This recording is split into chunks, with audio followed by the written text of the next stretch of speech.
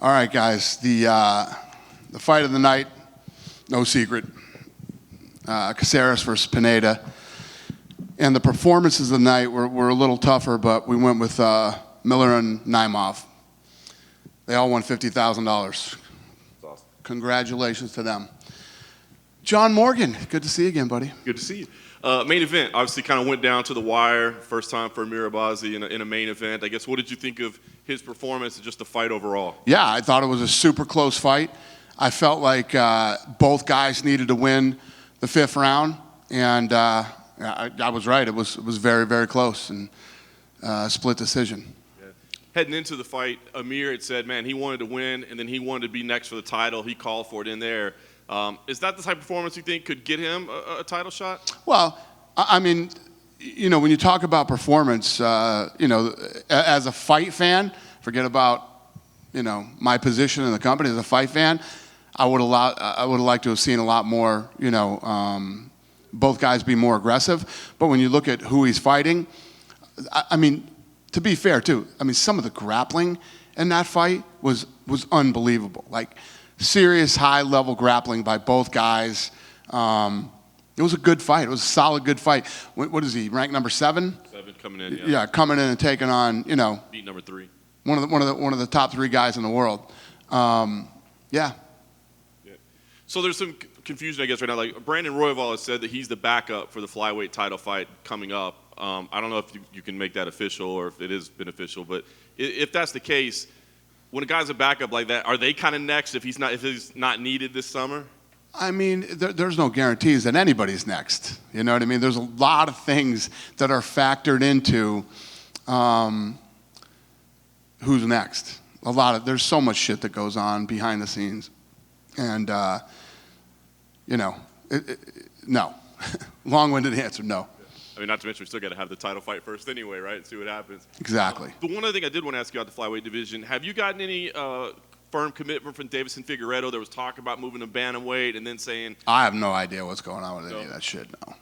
Fair enough. That's, I mean, you guys know as much as I know with that. You know, we come out and make an announcement, and the guy's like, oh, no, that's not true. You think we'd come out and make an announcement if it wasn't true and we didn't have absolute positive confirmation? You know how we are. I don't even like to talk about all that shit. But this is the kind of stuff that happens sometimes, and you know, it's part of the deal. Did want to ask you about the obvious fight of the night. Just what you thought of Caceres and Pineda. I mean, have you interviewed any of those guys yet? Either one of those guys? Caceres came back during the main event. Yeah. Did you guys talk to him about all the difference? I fucking ran back there after that fight to talk to both of those guys. I mean, when you look at the fucking body shots that he took in that fight and stayed in there. I mean, how fucking tough is he, number one, and how good did Caceres look? You know, and he was saying the arm bar, he didn't have the arm bar. He said he never had it. He never felt threatened by the arm bar, but the Kimura, he thought he had him with the Kimura. He just barely got out of that. He said he wasn't really worried about his power. He felt his power and wasn't worried about it. It was a fascinating conversation with both guys. But Pineda was just super upset with the fact that he lost the fight. And but what a fight! Incredible fight, fun. I want to ask you about Jim Miller. You know, most wins in UFC history. The guy said he wants to be on UFC 300. I mean, I guess in your mind, I mean, Hall of Famer no matter what he does moving forward. What has he meant to you? Yeah, I mean, this guy has cemented himself as, you know, I don't know what you'd call him in the history of the UFC. Durable, you know, and look at him physically at his age too. You know, a lot of times, you know, these guys are USADA tested, and you look at the physical shape that he's stayed in this long in his career without any performance-enhancing drugs, and still coming in here against younger guys and getting finishes. And tonight was as beautiful. I think he hit him with a left hook as you could possibly land. You know, if he's not on ESPN's top 10 tonight, there's something wrong.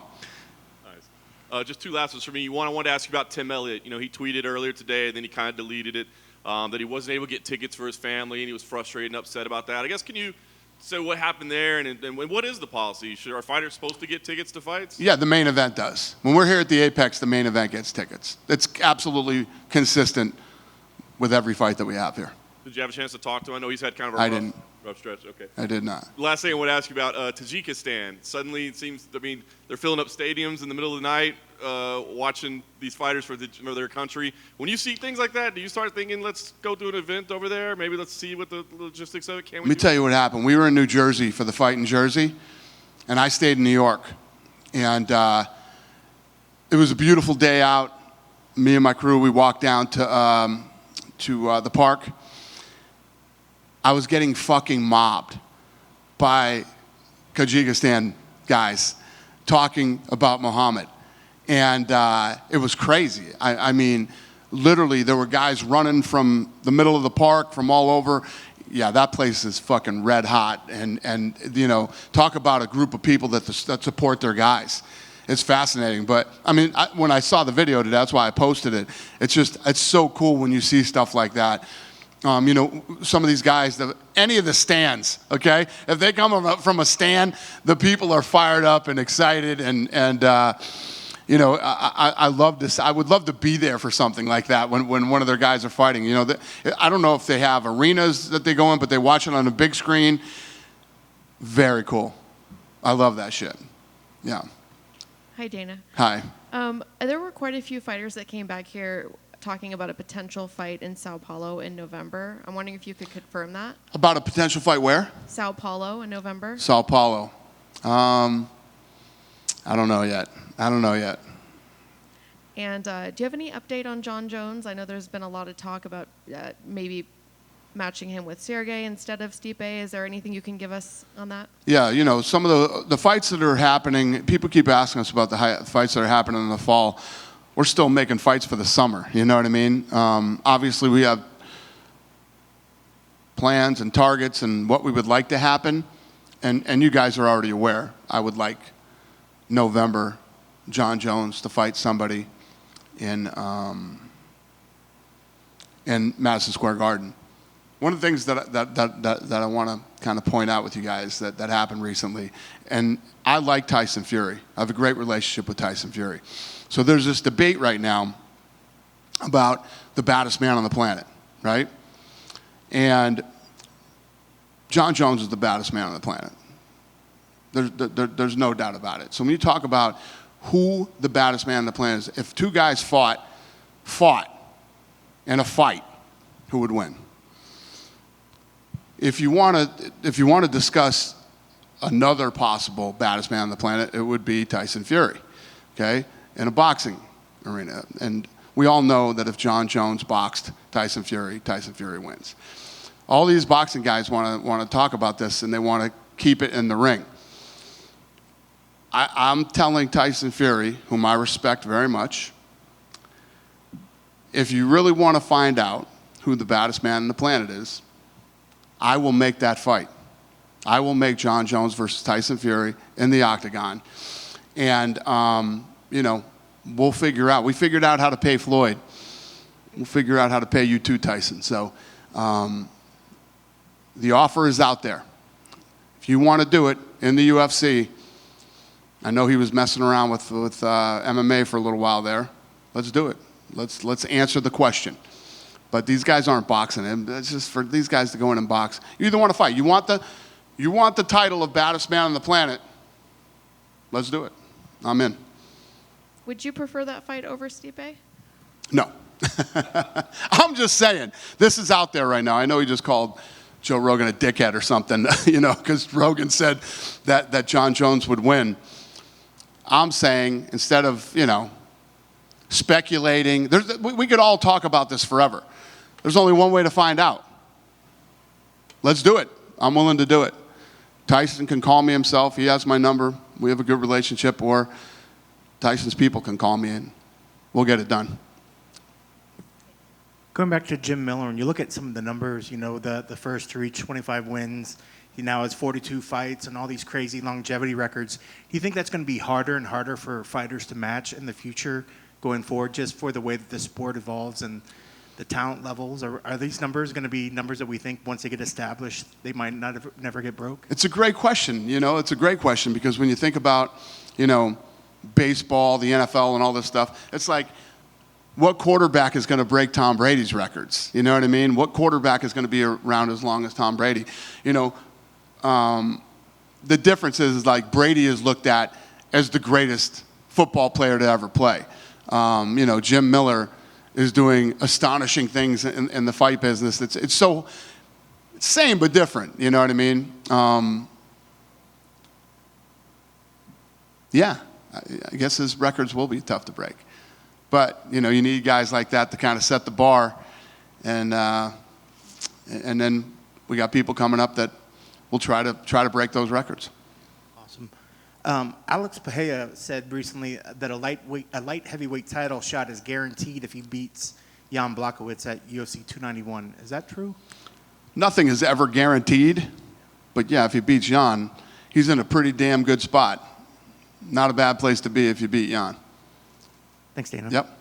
Hey, Dana. Yep. I just wanted to know if you saw Karina Silva destroy her opponent's knee, and I guess just your thoughts on that. Yeah, holy shit.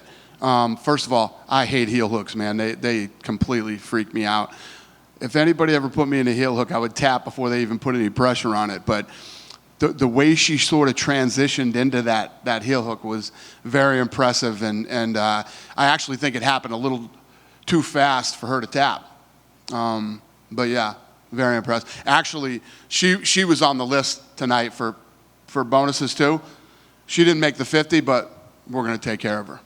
There's, her and then Natalia Silva, two Brazilian flyweights that are just monsters, and they're showing that, they deserve a step up. Are those two girls, someone that you can, bring to Brazil and kind of showcase them? You're asking if we go to Brazil to showcase them? Yeah. I mean, obviously, when we go to Brazil, you want Brazilian talent on there. So yes, they would be. Definitely. Andrei Arlovski suffered a TKO loss. I just wanted your thoughts on that. And do you think it's maybe time for him to hang it up? Well, he just bought me a really nice gun. He can do whatever he wants to do. Yeah, no, I love Andre. He's a good dude. He's been around for a long time, and yes, I agree. He should start considering, winding it down here. Returning to Canada next week, how excited are you to finally get back there? Yeah, I'm really excited about it. It's been like 3 years since we've been to Canada before the whole COVID thing, and it's such a great, fun market for us. It always has been. So it's going to be good to get back up there. What are your thoughts on the main event? What's what? What are your thoughts on the main event? We were just talking about the main event tonight in my room back here. We were, the thing that I love about it is obviously Amanda Nunes is so badass and Aldana is such a savage. You know what I mean? I think it's going to be one of those fights where how hungry is Amanda still, Amanda's got a lot of money. She's got a great life. She's got a family now. Is she still the same killer with the same killer instinct that she had when she got the title? Because we know Aldana is. We know what to expect from Aldana. Aldana's going to come in, blood and guts, fucking, moving forward and doing everything to try to win, which makes for a very fun fight. Beneil Dariush Charles. Is it safe to say the winner of that gets Islam next? I mean, I guess, you always say timing is everything, so but I mean, is it kind of safe to say that they get it? And I mean, but Charles did fight, he lost, so so if he wins, it's kind of weird. That's a good question. And I don't ever like to talk about this stuff until the fights happen. You know what I mean? And then I don't want to talk about it right after the fight happens. So I don't know when we'll talk about this, but yeah, listen, a win would be very good for him. I just wanted your thoughts on the PFL. They came to Vegas, 10 fighters popped for illegal substances. I just wanted your kind of thoughts on that. Yeah, I mean, it's a tough position to be in, with their format. Like I said to you guys last time, I have no beef with the PFL. These guys have always been, very professional, and I don't even know anybody over there, let alone dislike anybody over there. So, yeah, they're in a tough spot, but that's the business. I mean, this is the business that we're in, and especially when you're just starting out. I know they've been around for a minute, but still a young company. I mean, it's like what just happened to me with Power Slap. Until you can get drug testing, like serious drug testing, in the house, you're going to have problems. And it's in your benefit to do it. I mean, it's not, you know, I bet they don't go running back to Vegas anytime soon. That's for sure. They're probably going to stay out of Sin City for a little bit. 2 rumored events. An event going to Nashville. Is that in the works? We're talking about Nashville, yeah. Is there a chance that Corey Sandhagen versus Umar Nurmagomedov headlines that? Did we announce that? No, but it's out there. I don't know. Is that what you want? I think so. All right. And then finally, another one, Singapore later in the year. There's talk that Max Holloway versus the Korean Zombie might be on top of that card. Is that something that's in the works? You want that fight too? Yeah, sure. Love when you guys try to lead me down the path to announce something we haven't announced yet. That is a possibility. Yes, that could happen. Thank you. Thank you. You guys done with me? Go ahead, buddy.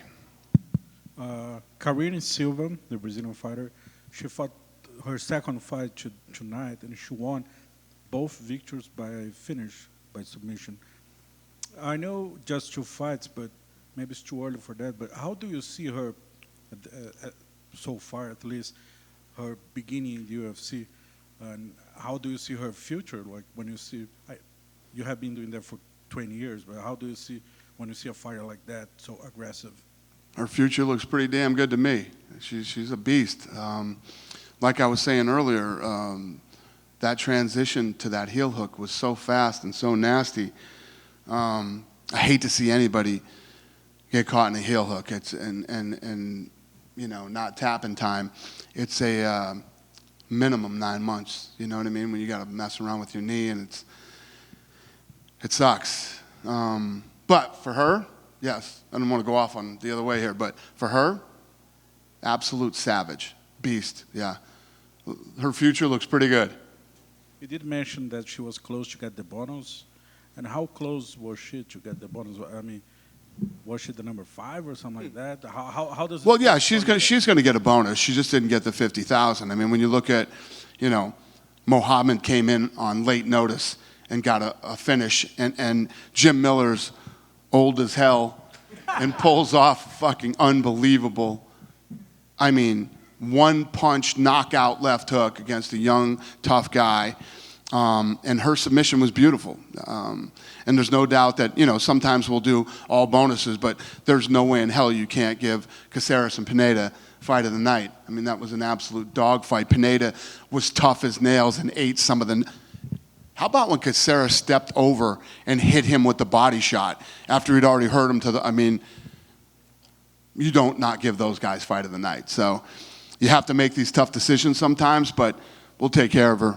And, yeah, I don't think she'll be disappointed. Okay, my last question about Karine. She was just using Twitter to say that because she didn't fight for 1 year, many reasons, but now she's asking to fight August or maybe September, even tag UFC. I know you don't make fights after the fight. But you want me to? I would love, but I know you are not going to do it. But I mean, just asking, is it too early for her? Do you think you can see that happening? Like she's fighting August, maybe September? Yeah, I mean, she came out of that thing pretty much unscathed, came out on top. What I do love to do is, like you're saying, that she looks like she could be a star and could do very well in the sport. I love turning people like that around quickly and getting them back in there. So, yeah, that could happen. But for my last question, guys, she did ask you about UFC Brazil, right? You don't know if it's happening or not. But the same rumor says that Jailton Almeida is fighting Curtis Blades. Maybe not in Brazil, I don't know. Is that the fight you guys are looking for, Almeida against Curtis Blades? Just leave me down there again. Do you and him work together, or are you guys from the same place? Do you guys fucking... Nice talking to you. Hey, I just want to ask one more. With the Ultimate Fighter debuting, can you give us an update on Conor and like just what it's take? Like, is there any concern that this fight doesn't happen or that it doesn't happen when you want it to? Like, what's the progress with getting him and Chandler booked? No, you can't think like that. I mean, listen, that's the business we're in. Anything is possible in this business. I mean, we were just talking about PFL and what happened to those guys. Anything is possible. You don't know. And you guys don't know fucking this much of what goes on behind the scenes and how hard it is to put all these fights together. I mean, when you look at what Sean and Mick have done this last week to keep some of these guys in the fight, like Jim Miller, and bring in savages from Tajikistan, you know what I mean, on short notice. You know, this is a rough business to keep your fight cards together and pull this stuff off. So, what the fuck was your question? But just say where Conor is. I mean, like what? Oh, Conor, yeah. Like we know they're supposed to fight. They were coaches, you know. Right. But we know he's got to get back in the pool. But Yeah, we've had, first of all, Conor called me a couple days ago and loved the first episode of The Ultimate Fighter and saying how happy he was that he was a part of it. And I think being here in the environment and everything else, he felt it again and felt like he wants to get back and fight. The one thing that you guys have to understand is this kid has so much money. It's like Habib now. It's like these guys got shitloads of money, and it's hard to, it's hard to reel these guys back in and get them fired up to get in a fight. are you concerned that maybe he doesn't fight again? I never get concerned. You know what I mean? Listen, when guys show, we have a massive roster of people that want to come in and people that are ready to fight and people that want to be Conor McGregor, and be at that level. It's like for the last 20 years, everybody said, oh my God, what are you guys going to do when Chuck Liddell retires? You guys are fucked. Oh my God, GSP, Anderson Silva, this and that. This is a professional sport. People come in here, they achieve great things, and they retire. You know what I mean? You can never worry about that type of stuff. It is what it is. It's part of the game. It's my job and my team's job to find new talent and build them and take them to that level. One follow-up. Yep. With Jared Gordon being pulled from the Jim Miller fight this week, was it because his media day interview, there was a press release that went out on UFC.com, kind of skating around that, but was it because of his media day interview? Yeah, when you come in here on press day and you announce that you had a concussion 6 weeks ago and you healed yourself from the concussion, yeah, you're done. We're not going to let you fight with a... Yeah, we pulled him because, he basically said, he should have told us that 6 weeks ago. You know what I mean? You should have have showed at least the company and your opponent some respect and at least did that 6 weeks ago. You're not a fucking doctor. You didn't cure yourself from a concussion. And not to mention, so what did he do? Did he get a concussion? Was he self-diagnosed? Or did he go to a doctor? And did a doctor diagnose him with a concussion? You have to be honest when you get injuries. And of course, the minute we hear about it, no fight is worth keeping on if it's going to risk somebody's health, safety, longevity, whatever it might be. We will pull you out in 2.5 seconds. Wow, he's at fault. Was it also a fault for booking him so quick after that headbutt and knockout from Bobby Green? Were we worried about what? Was it, obviously he was at fault for turning around that quick, but was it also like the matchmaker's fault for booking? No, he's not at fault if we know we got a healthy guy that's going into a fight. We like I say all the time, with this thing, with Slap, we spend the money to make sure that we have healthy guys competing, But when a guy comes in and starts saying, we've dealt with this in the past. Guys have come in media week and said crazy shit about what happened with their, in their training camp and stuff like that, and we yank them. It's absolutely consistent with what we've always done. Cool, thank you. Thank you. Just a quick one for me, then to circle back. Anything is possible, like you said. The Floyd and McGregor was just a global thing. Same appeal would be with Fury and Jones. But the difference was, I think Floyd was his own promoter. Do you really think Bob Arum would allow his crown jewel, undefeated champ Tyson Fury to get in there. But does Bob Arum really have the rights to Tyson Fury? I don't think so. I hear a lot of different things. In boxing, it's always hard to figure out who's really training. You start talking to these boxing guys, 16 different people call you. Oh, I got him, right? And then try to find out who owns the rights to one of these fights.